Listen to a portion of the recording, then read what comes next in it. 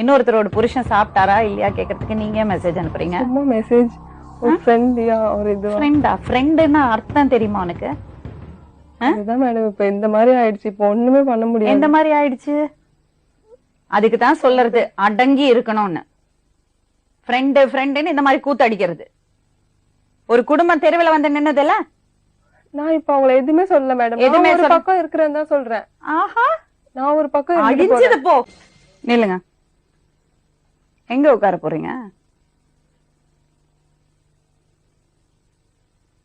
பங்கு போட்டுக்கலாம் சொல்றாங்க. ஒரு பாதி இந்த பக்கம் அனுப்புங்க, இன்னொரு பாதி இந்த பக்கம் அனுப்புங்க.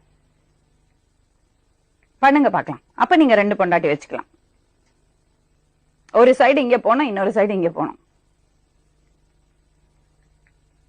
உங்க மனைவிட்ட போய் உட்காருங்க. பாத்தியா, இதுதான் உண்மை. கணவர் இன்னொருத்தர்